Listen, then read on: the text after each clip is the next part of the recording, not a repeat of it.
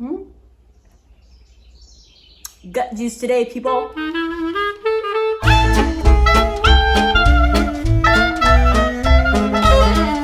Hello and welcome to another video. My name is Heather, and as always, I'm reading with a vengeance, and as always, I hope you are as well. The camera just moved. That's because Jake walked by and he's making his presence known. If you hear incessant birds, it's because summer has finally come overnight, just like that, as it does in New England. So all the windows are open. So probably a couple more days of nice open air, fresh air flowing through the house before we have to close everything up again and have the AC running. Wow, let me see if I can get a little bit more exciting than talking about the weather. Today, I'm here to do a book tag. This is the Booktube numbers tag, and it is an original tag created by Jim over at Jim's Books, Reading, and Stuff.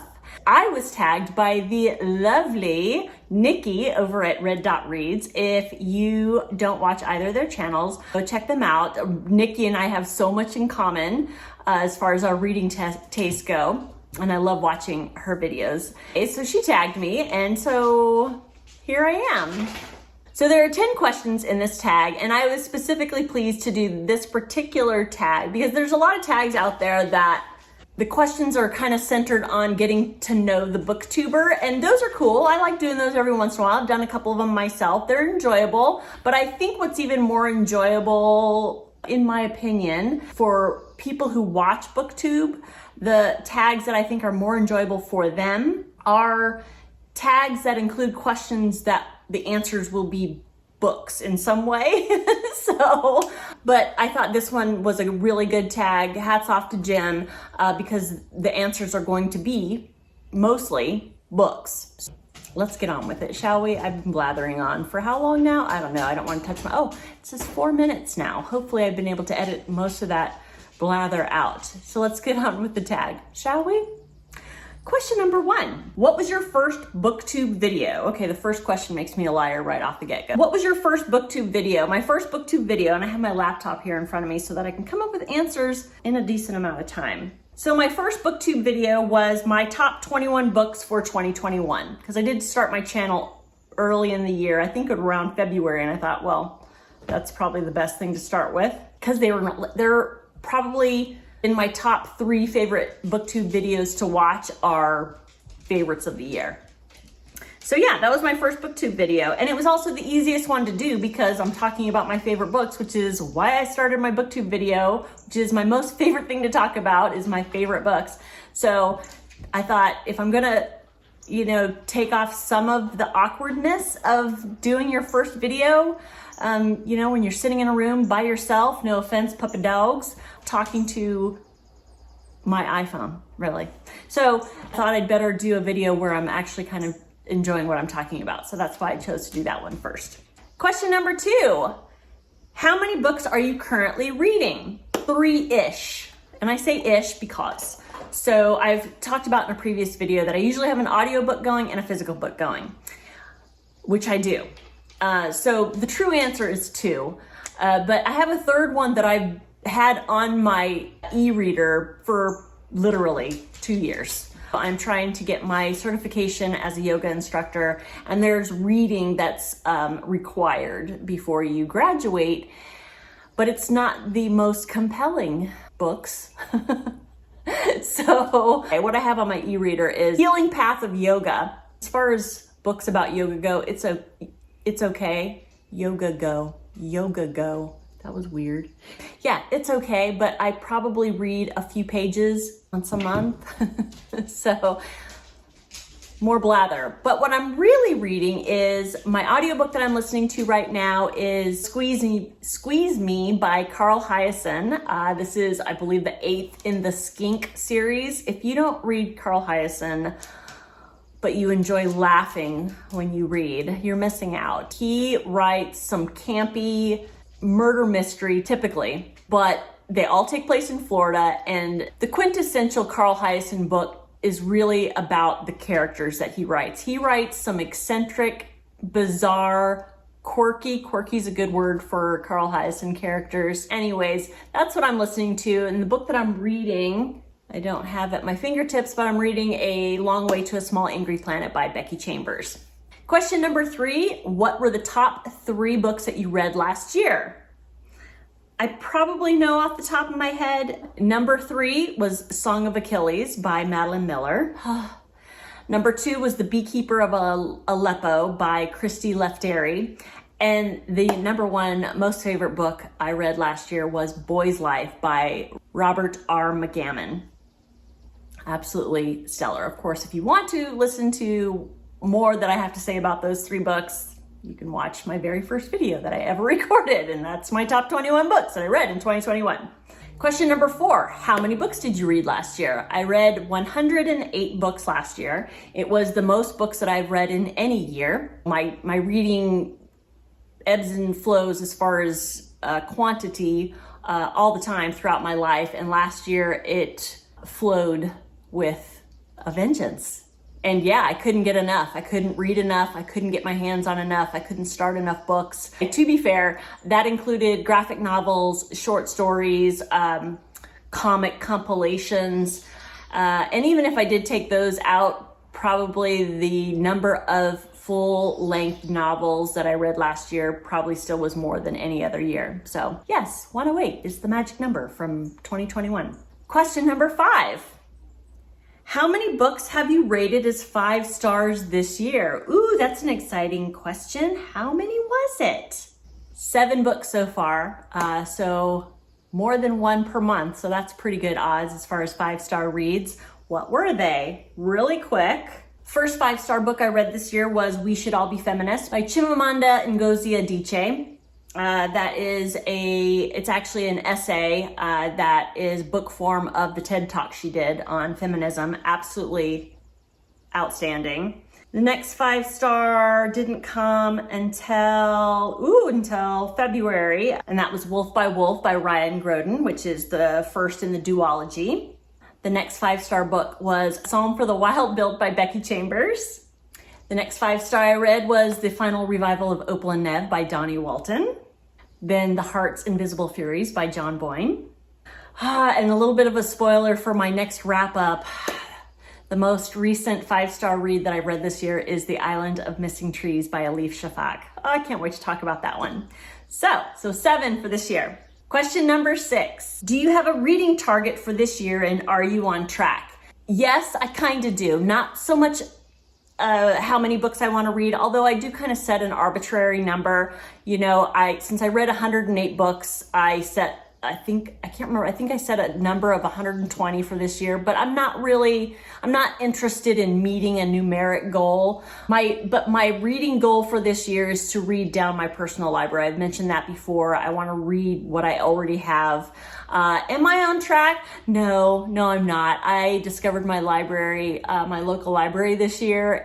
In the past 2 months, I've probably read 90% of what I've read has been from my library and not from my personal library. So, but that's changed. The book I'm reading right now is checked out from the library, and I believe that's the last one I have checked out from the library. And then I'll be reading from my personal library. Ask me this question in a month or 2 and I might be on track. But as of right now, no, but the track is in sight. I can see it at the end of the tunnel. I see the track. Question number 7. How many pages long is the book you are reading now? I happen to know that because I like to always see when I reach the point where I have 100 pages left, because then I know I'm going to finish it that day. It doesn't matter if it matters if it's 10 minutes to midnight. But if I only have an hour left in the day and I have 100 pages left in a book, it's going to get finished. I digress. A Long Way to a Small Angry Planet has 438 pages left, or 438 pages. Squeeze Me has 352 pages if I were reading the physical book, and I want to say that the audiobook was right around 12 hours long. Question number 8, how long are your videos? They vary. When I do my fiction depiction, which is when I review a single book, I only have 2 of those out. I like to keep those less than 10 minutes. I want to try to keep them at around 5 or 6 minutes, but I haven't been able to do that so far because typically, the 2 books that I've already done reviews on are standalone review videos.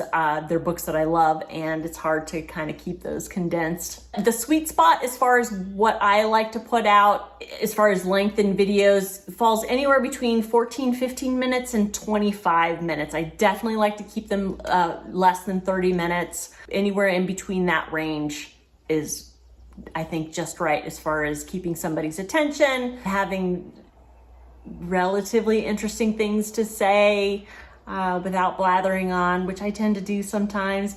Edit Heather, she is a busy, busy woman. Question number 9, do you have a favorite number? I kind of do, and it's kind of typical with a lot of people's favorite numbers. It's 23 because that's my birthday. So it's always been, I mean, it starts off as a favorite number when you're a kid, and then, I don't know, it almost becomes like a self-fulfilling prophecy. Stuff happens with that number, like good things. When I would go to Vegas, I would play 23 on the roulette table, and it worked out sometimes. You know, if ever I played the lottery, I'd pick that number. Anytime I'm watching baseball and someone has the number 23, I'm like, he's pretty good. So, you know, if there's ever a time where I'm picking a number for something, it's 23, I guess, but it's totally kind of arbitrary, but it is my birthday. So that's me, pretty basic. And finally, question number 10. Do you have a book on your shelves with a number in the title or on the cover? I have a few. And that's sometimes the funnest thing. Most enjoyable thing about some of these tags is when they send you on a scavenger hunt and your heaps of books, and so I had a good time with that. Interestingly enough, I have a couple of the same books that Nikki has on her shelf, so maybe we can pick one of these books, Nikki, and do a buddy read or something. Just throwing that out there. The stack that I found in my book, this one I'm not saying, well, Nikki, you'll know when you see it, the books that I was talking about that we have in common. This first one is not it. Anyways, I thought this was a fun one. It's probably not what the question had in mind, but my husband got me this book, and it says, Now You're 50, Milestones and Memories for Your Generation. And it's basically like pop culture stuff and sports stuff and, you know, that happened in the year that you were born, movies, TV, in the news. And not just when you were born, but like, well, when you were a teenager, stuff like that. And it was kind of cute. Now, the stuff that you're mostly interested. This one I found at a secondhand store. This is a Harlan Coben book, and it's called 6 Years. So I haven't read this one yet. I read one Harlan Coben book, and I think it was the first in the series that he's got. The name escapes me. And I like the way he wrote, so I picked this one up. Or did my husband? I don't even remember. This one says, 6 years have passed since Jake Fisher watched Natalie, the love of his life, marry another man. 6 years of keeping his promise to leave Natalie alone, and 6 years of tortured dreams about her life with her new husband, Todd. So when Jake comes across Todd's obituary, he can't keep himself away from the funeral. There he gets the glimpse of Todd's wife he's hoping for, but she's not Natalie. Soon, Jake's search for the woman who broke his heart puts his very life at risk as he uncovers the secrets and lies that love can hide.